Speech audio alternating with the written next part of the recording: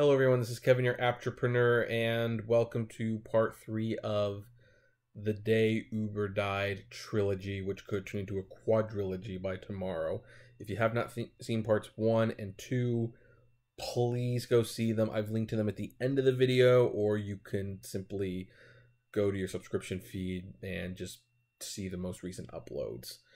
It's, those are really important to watch. We're going to end at this one. This is not going to be the longest video, I'm certain. But this is the big one. This is the bombshell. If you need to know exactly what is so important, I will summarize this much. When you saw the previous part in the letter, Uber lawyers made some claims about it. They claimed the letter was extortion and that the information was false. There was no government evasion. There was no secret society there to steal trade secrets. And there was no encrypted messaging apps that could not be traced back to Uber. None of that was true. But one person who works inside of Uber said they very much were real. And they were used. And was it an engineer? Was it a general manager? In this twincy right here, Dara K, the CEO. And as you can see, there's a little verified badge. And he writes, "True that Wicker Telegram were used often at Uber when I came in. As of September 27th, I directed my teams not to use such apps when discussing Uber-related business." And that's it. That's it. That is the bombshell. Dara K, the CEO of Uber, has all but admitted Uber was stealing trade secrets and they were covering it up. He doesn't actually state that trade secrets are being stolen. He didn't say that's what they were used for. But he has admitted that these things existed. The secret messaging, the encrypted messages, that was absolutely real, and he told them to he had them put a stop onto it. Now, why is this the bombshell? Because this all but confirms Uber had nefarious deeds involved. That they were talking to each other and maybe even taking things they didn't want anyone to know it was them doing it. And we know because the CEO has told us. Now, why would he do that? Doesn't this give the enemies the ammo they need? People like Waymo's lawyers, the Attorney General, the United States of America, me, not necessarily in that order of importance, of course. Doesn't it give all of them the ammo they need to look at Uber and say, this needs to stop? It can't go on. We need to shut this company down. And yes, it absolutely does. And so why would he tell them this? Because at the rate Uber's going, I think he knows it can't be saved.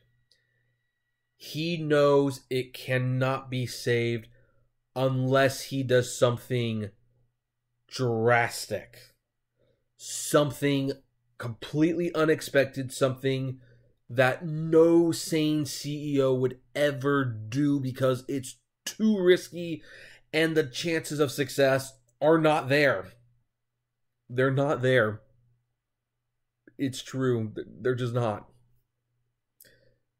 And that is to admit when there are problems. Admit that things have been covered up. Admit that they have used things that people would not be happy with them using. Heck, he can't exactly admit to every little thing. He can't admit outright that they stole the Waymo documents. He can't admit that outright.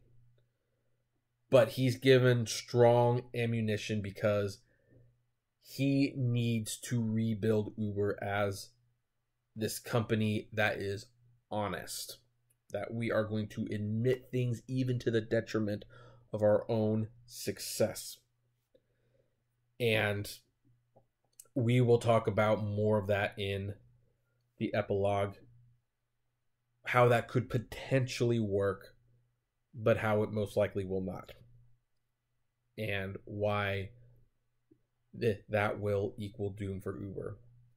If you want a sneak peek, if you want to know where I'm coming from, when the data breach was revealed, I said it would take just one more major controversy and Uber would likely be toast, because the data breach hurt them. It hurt us. The lawmakers were not happy. The drivers were not happy. The drivers were not happy. Heck, people who have never used Uber were especially not happy and would never use it at this point. You have lawmakers who are not happy. You have senators who are not happy. You have Republicans and Democrats and Green Party and Libertarians and Independents all united in saying this is not okay. These are sides that have been doing nothing but bickering for the last year. So much so that it feels like the election never ended.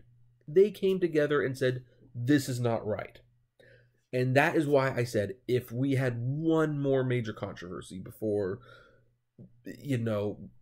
soon, like I said, they need to keep their nose clean. For like the next 6 months, they need to just at least 6 months, maybe even 2 years. They needed to have no problems whatsoever. No major controversies. And no major setbacks.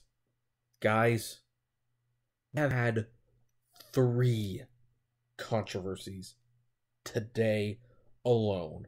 And there might even be more before I get to upload my long video where I lay out my case that Uber is not long. They will not make it to that 2019 IPO. They just will not.